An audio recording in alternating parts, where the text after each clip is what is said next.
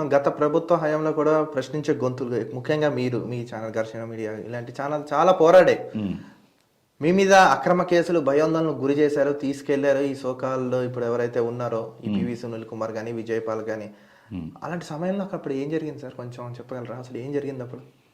అంటే 2019లో తెలుగుదేశం పార్టీ ఓడిపోయిన తర్వాత నేను వైసీపీ నాయకులు ఏదైతే చంద్రబాబు నాయుడు గారిని, లోకేష్ అన్నని ఇష్టం వచ్చినట్లు మాట్లాడుతుంటే వాళ్ళకి వాళ్ళ స్థాయిలో సమాధానం చెప్పడం కోసం నేను ఈ ఘర్షణ మీడియా అనే యూట్యూబ్ ఛానల్ స్టార్ట్ చేసి వాళ్ళ మీద పోరాటం చేయడం స్టార్ట్ చేశాను. 2020లో ఫస్ట్ కేసులు పెట్టారు. పెట్టిన తర్వాత నేను పార్టీ పెద్దలతో, లోకేష్ అన్నతో మాట్లాడి ఇక ఆంధ్రప్రదేశ్లో ఉంటే ఖచ్చితంగా ఇక కేసులు, అరెస్టులు, దాడులు నిత్యకృత్యం అవుతాయనే ఆలోచనతో నేను బెంగళూరు షిఫ్ట్ అయ్యి అక్కడి నుంచి వీడియోలు చేస్తూ వస్తున్నాను.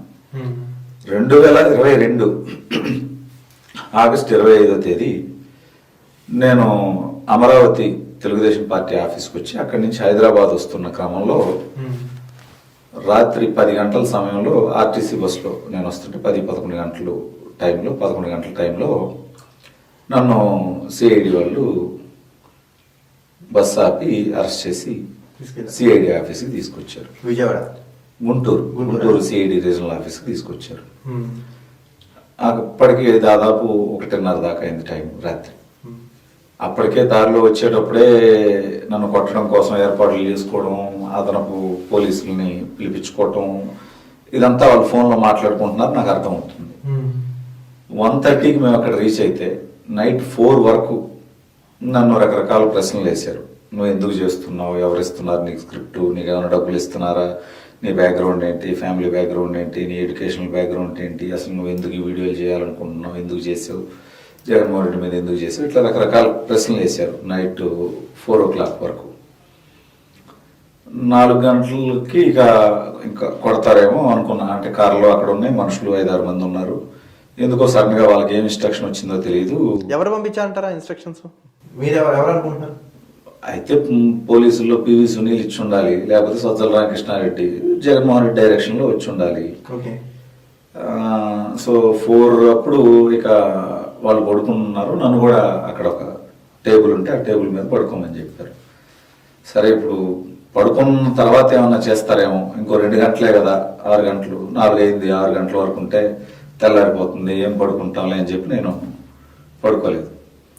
ఉదయం 10 గంటల సమయంలో నన్ను ఫస్ట్ ఫ్లోర్కి తీసుకెళ్లడం కోసం బయటికి తీసుకొచ్చారు. నేను బయటకు వచ్చేసరికి నా వైఫ్, బాబు, మా ఫాదర్ అక్కడ ఎదురుగా ఉన్నారు. వాళ్ళకి చూపించడం కోసం వాళ్ళని అలౌ చేసి ఉన్నారు. వాళ్ళు నా దగ్గరకు వస్తా అంటే వాళ్ళని రానివ్వట్లేదు. నా బాబు ఏడుస్తున్నాడు నా దగ్గరకు వస్తా అని. నేను వాళ్ళ దగ్గరికి వెళ్తా అన్నా నన్ను అలౌ చేయలేదు. ఒక 1 minute చూపించేసి వాళ్ళని పంపించారు. సో నా కొడుకుని దగ్గరికి తీసుకొని ఇవ్వలేదు, వాడు ఏడుస్తున్నాడు అని కొంచెం ఎమోషనల్ అయ్యాను. ఆ తర్వాత పైకి ఫస్ట్ ఫ్లోర్కి విజయపాల్ దగ్గరికి తీసుకెళ్లారు. అతని దగ్గరికి తీసుకెళ్ళగానే అతను, నా కొడక అసలు నీకేంట్రా అవసరం, నువ్వు జగన్మోహన్ రెడ్డిని ఎందుకు మాట్లాడాలి? వీళ్ళు పోలీసులా లేకపోతే వైసీపీ కార్యకర్తలా? అలాగే ఉంది వాళ్ళ ప్రవర్తన, వాళ్ళ మాటలు. జగన్మోహన్ రెడ్డిని మాట్లాడితే చట్టపరంగా నేను చేసింది తప్పు అయితే కేసులు పెట్టాలి, అరెస్ట్ చేయాలి, కోర్టుకు సబ్మిట్ చేయాలి.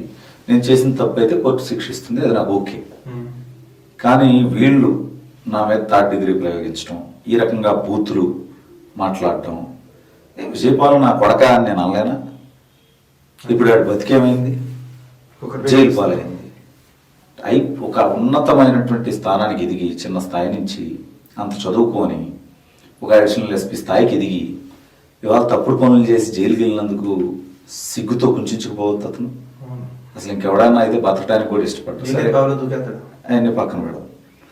విపరీతంగా నువ్వు నా కొడగా జగన్మోహన్ రెడ్డి మీద ఎందుకు మాట్లాడాలి, నువ్వు వైసీపీ నాయకుల్ని, మంత్రుల్ని ఎందుకు మాట్లాడతావు, నువ్వు నీకేం అవసరం, చంద్రబాబు గారు వచ్చి నిన్ను ఇప్పుడు కాపాడతాడా, లోకేష్ గారు వచ్చి ఇప్పుడు నిన్ను కాపాడతాడా, ఏం పీకుతారు వాళ్ళు, నా కొడుకుని తీసుకెళ్ళి పక్కన రూమ్లో తీసుకెళ్ళి కొట్టండి అని అన్నాడు. అంటే పక్కన రూమ్లో 15 నిమిషాలు అన్న రూమ్లో ఉంచారు. అక్కడ కర్రలు, తాడులు అన్నీ ఉన్నాయి, కొడతారు అనుకున్నా. 15 నిమిషాలు ఆగి మళ్ళీ కొట్టకుండానే కిందకి గ్రౌండ్ ఫ్లోర్కి తీసుకొచ్చారు. తీసుకొచ్చిన తర్వాత మధ్యాహ్నం 2 గంటల టైంలో మళ్ళీ ఫస్ట్ ఫ్లోర్కి తీసుకెళ్ళారు. తీసుకెళ్తే అక్కడ విజయపాలు సిఐడి సునీల్ ఇద్దరు ఎదురుగా రూమ్లో కూర్చోన్నారు. ఒక 5 మంది సివిల్లో ఉన్నారు. వాళ్ళు కూడా లోపలికి వచ్చారు. లోపలికి వచ్చి నన్ను షర్ట్ తీసేయమన్నారు. ఎందుకు సార్, నన్ను కోర్టుకు తీసుకెళ్ళాలి కదా, కోర్టుకి ఏ టైంకి తీసుకెళ్తాను. నా కొడుకు నువ్వు షర్ట్ తీస్తావా లేదా, నువ్వు తీయకపోతే మమ్మల్ని తన్ని తీయమంటావా అన్నారు. సరే, రూమ్లో ఉన్నా, వాళ్ళ కస్టడీలో ఉన్నా, నేను చేయగలిగింది ఏం లేదు. షర్టు తీసేసి పక్కన పెట్టాను. షర్టు తీసేసిన తర్వాత మోకాళ్ళ మీద కూర్చోమన్నారు. మోకాళ్ళ మీద కూర్చోబెట్టి 2 చేతులు ఇలా దగ్గర పెట్టి చేతులకి ఇక్కడ తాడు కట్టి ఇలా పైకి పెట్టారు. చేతులు పైకి పెట్టి ఇక్కడ 2 చేతులకి తలకి మధ్యలో కర్ర పెట్టారు. కర్ర పెట్టి తల అటు ఇటు పైకి కిందకి ఊపకుండా లేదా చేతులు కూడా కదిలించకుండా అలా పెట్టి కొట్టడం మొదలుపెట్టారు. చేతి వేళ్ళకి ఇక్కడ కరెంట్ షాక్ పెట్టడం, ఈ చేతికి కట్టున్న తాడుని ఇంకా బాగా చేసి, ఎందుకంటే వాళ్ళ శాడిజం అది, వాళ్ళకి పైనుంచి వచ్చిన ఇన్స్ట్రక్షన్ అది.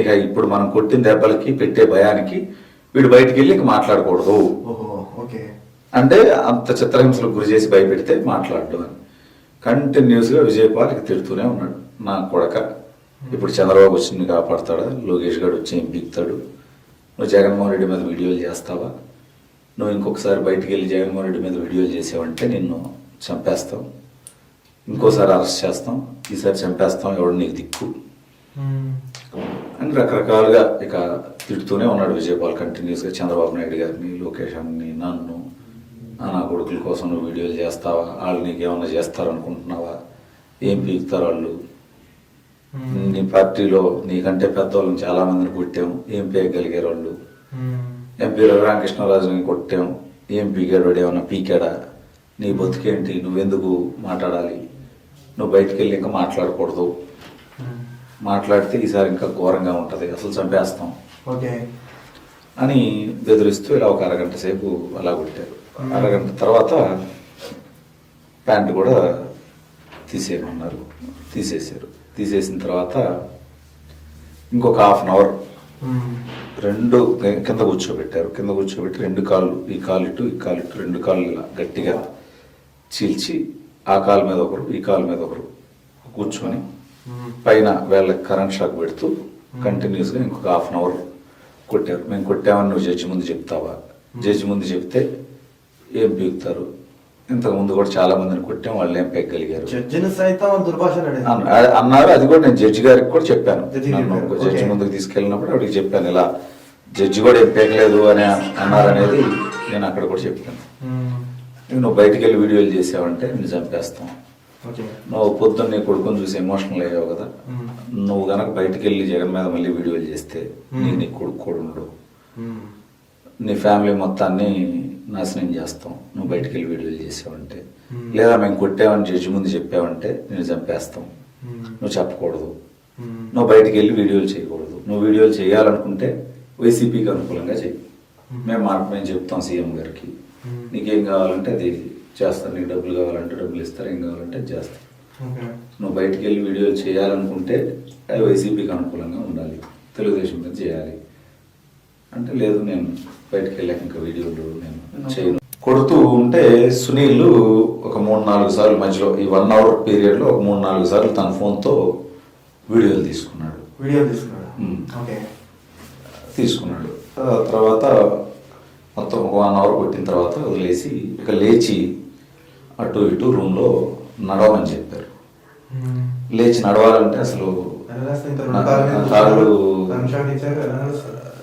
అసలు 2 కాళ్ళు ఇలా స్ట్రైట్గా రావట్లా, దగ్గరికి రావట్లా, చేతులే ఇట్లా వంకరలు ఇలా ఇలా షేక్ అవుతుంది, వణుకుతున్నాడు. నువ్వు లేచి నిలబడకపోతే, లేచి నడవకపోతే మళ్ళీ కొడతా ఉంటున్నారు అక్కడి నుంచి, నడవాల్సిందే. చివరికి శక్తి అంతా కూడా తీసుకొని లేచి మెల్లగా ఇలా ఇలా అవుతూనే నడవలేకపోయినా మెల్లగా కాళ్ళు అలా అలా అలా తీసుకొని, కాళ్ళు తీసుకొని అలా ఒక 20 నిమిషాలు అటు ఇటు నడిస్తే కానీ నేను స్టేబుల్గా కొంచెం నిలబడలేకపోయాను. అప్పటికి కొంచెం నిలబడే స్టేజ్కి వచ్చాను. అప్పుడు కూడా చేతులు కాళ్ళు అంతా షేక్ అవుతూనే ఉన్నాయి, బట్ నిలబడగలిగాను.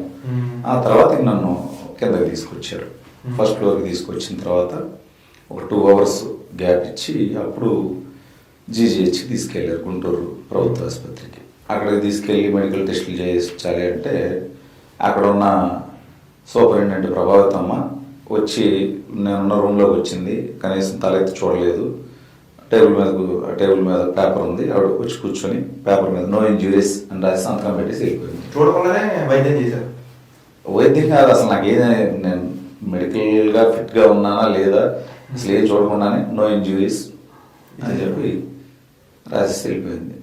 ఏం ఇబ్బంది లేదని రాసేసి వెళ్ళిపోయిన తర్వాత మళ్ళీ నన్ను సిఐడి ఆఫీస్కి తీసుకెళ్ళారు. సిఐడి ఆఫీస్కి తీసుకెళ్ళి ఒక 2-3 hours అక్కడ మళ్ళీ నువ్వు జడ్జి ముందు చెప్పకూడదు, చెప్తే నువ్వు ఇబ్బంది పడతావు, చెప్తే ఈసారి మళ్ళీ తీసుకొచ్చి చంపేస్తాం, ఇట్లాగే బెదిరిస్తూ నువ్వు జడ్జి ముందు ఎట్టి పరిస్థితుల్లో చెప్పకూడదు అని బెదిరిస్తూ అక్కడ సిఐ శ్రీనివాసరావు అని ఉన్నాడు. అతను వైట్ పేపర్ల మీద నాతో సంతకాలు పెట్టించుకున్నాడు. దాంతోపాటు ఫేక్ స్టేట్మెంట్స్ రాసుకొని వాటి మీద సంతకం పెట్టమన్నారు. నేను సంతకం పెట్టే క్రమంలో అక్కడ రాసింది నేను 2-3 lines చదివాను. నేను వైసీపీ వాళ్ళని ఎవరినో డబ్బులు డిమాండ్ చేశానని, దొంగ అక్రమ కేసులు, ఆ డబ్బులు ఇవ్వకపోతే చంపేస్తానని బెదిరించానని రాసి సంతకం పెట్టుకున్నారు. సరే ఇవన్నీ నేను ఎక్కడ చేశాను ఏంటిది అంటే, అరే నా కొడగా నువ్వు ఇప్పుడు సంతకం పెడతావా లేకపోతే పెట్టించమంటావా అంటే సంతకం పెట్టకపోతే మళ్ళీ కొడతాను. సరే చేయగలిగింది ఏముంది, ఇక వాళ్ళ ఇష్టం, వాళ్ళు ఏమన్నా రాసుకుని అని చెప్పి ఇక సంతకాలు పెట్టేసాను. పెట్టిన తర్వాత నైట్ 9కి నన్ను జడ్జి గారి దగ్గర తీసుకొచ్చారు. వాళ్ళ ఇంటికి తీసుకెళ్ళారు, జడ్జి గారి ఇంటికి తీసుకెళ్తే అక్కడ తెలుగుదేశం కార్యకర్తలు, నాయకులు అందరూ దాదాపు 200 మంది 300 మంది అక్కడ గ్యాదర్ అయి ఉన్నారు. వాళ్ళలో నాయకులు వచ్చి నన్ను జీజీహెచ్కి తీసుకెళ్ళేటప్పుడే నన్ను కొట్టారనేది అర్థమైపోయింది. నేను నడవలేకపోవడం ఇవన్నీ జనాలకు అర్థమైపోయింది. అప్పుడు లొకేషన్ వాళ్ళ ద్వారా చెప్పించారు, నీకు ఏదైతే జరిగిందో అది నువ్వు ధైర్యంగా జడ్జి గారి ముందు చెప్పు, ఆ తర్వాత నేను చూసుకుంటా, నువ్వు ధైర్యంగా ఉండు అని చెప్పి నాయకులతో చెప్పారు. వాళ్ళు నాకు వచ్చి లోకేష్ గారు చెప్పారు అని చెప్పారు, ధైర్యంగా ఉండి నువ్వేం భయపడద్దు, నీకు ఏం జరిగి ఉంటే అది జడ్జి గారి ముందు చెప్పారు. నేను ఇక జరిగింది ఏంటి, గంటసేపు నన్ను ఎలా కొట్టారు, ఏం తిట్టారు, ఏం మాట్లాడారు ఏంటి అనేది మొత్తం జడ్జి గారికి చెప్పాను. ఆవిడ అంతా రికార్డ్ చేసుకున్నారు. రికార్డ్ చేసుకొని మళ్ళీ మెడికల్ టెస్టులు చేయమని చెప్పి మళ్ళీ గవర్నమెంట్ హాస్పిటల్కి పంపించారు. నైట్ 12కి అట్లా గవర్నమెంట్ హాస్పిటల్కి తీసుకెళ్ళారు. మార్నింగ్ 6 వరకు అన్ని రకాల టెస్టులు చేసుకుంటూ వచ్చారు. మొత్తం ఈసీజీలని, బ్లడ్ టెస్ట్లని, స్కిన్, ఎముకలు అన్ని రకాల టెస్టులు చేసుకుంటూ వచ్చాడు. మళ్ళీ అప్పుడు ఆవిడే ఉన్నారా డాక్టర్? ఆ టైంలో లేరు, అప్పుడు వేరే వేరే డాక్టర్స్ ఉన్నారు. ఒక్కొక్క డాక్టర్ ఒక్కొక్క టెస్టులు చేశారు.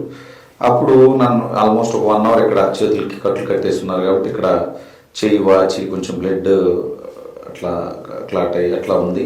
అలాగే కాళ్ళకు కూడా కొంచెం లైట్గా దెబ్బలు కనిపిస్తున్నాయి. అవి ఆ 2-3 డాక్టర్లు చెక్ చేసిన 7-8 మందిలో ఒక 2-3 డాక్టర్లు అది రాశారు, చిన్న చిన్న ఇంజ్యూరీస్ ఉన్నాయి, సంథింగ్ ఏదో అతని మీద అటాక్ జరిగింది అన్నట్టుగా రాశారు. మళ్ళీ మార్నింగ్ రిపోర్ట్ పంపించాల్సింది మళ్ళీ ప్రభావితం. మళ్ళీ మార్నింగ్ ఆ రిపోర్ట్లు అన్ని పక్కన పెట్టేసి మళ్ళీ నో ఇంజ్యూరీస్ అని చెప్పి మళ్ళీ రాసి పంపించింది.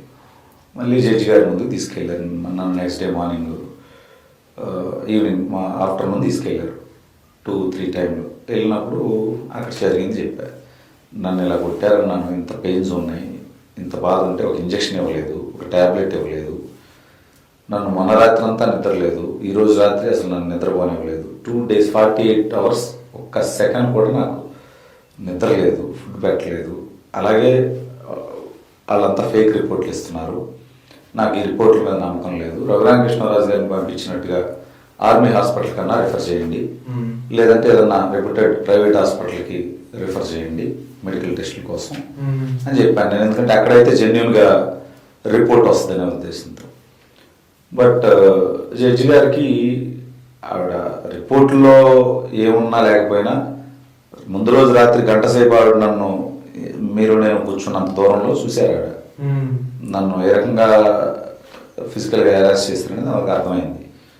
అందుకే మళ్ళీ ఆ హాస్పిటల్కి రిఫర్ చేయడం ఏం లేకుండా అతన్ని మీరు ఎలా ఫిజికల్గా టార్చర్ చేశారో, ఎలా హెరాస్ చేశారో అర్థమవుతుంది. మీరు ఈ 386 సెక్షన్ డబ్బులు డిమాండ్ చేశాడని, చంపేస్తానని బెదిరించాడని, 7 years అబోవ్ శిక్ష పడేలా ఉంటే అరెస్ట్ చేయడం కోసం మీరు ఇది ఫేక్గా పెట్టారని నాకు అర్థమవుతుంది. ఈ సెక్షన్ నేను కొట్టేస్తున్నాను, మీరు కావాలంటే 41 నోటీస్ ఇవ్వండి లేదా వ్యక్తిగత పూచికత్తు తీసుకోండి, నేను రిమాండ్ రిజెక్ట్ చేస్తున్నానని చెప్పారు. తీర్పు ఇచ్చారు. తీర్పు ఇచ్చిన మరుక్షణం 1-2 secondsలో అక్కడి నుంచి పోలీసులు వెళ్ళిపోయారు. నాకు 41 నోటీస్ ఇవ్వలేదు లేదా నాతో ఏ సంతకాలు పెట్టించుకోలేదు, అక్కడి నుంచి వెళ్ళిపోయారు. వాళ్ళు అనుకున్న టార్గెట్ అయిపోయింది. నన్ను ఏదో జైలుకి పంపించడం, నోటీస్ ఇవ్వడం ఇవన్నీ కాదు వాళ్ళు అనుకున్న టార్గెట్. నన్ను తీసుకెళ్ళాలి, కొట్టాలి, బెదిరించాలి, అది అయిపోయింది. ఇక అందుకని అక్కడే వదిలేసి వెళ్ళిపోయారు.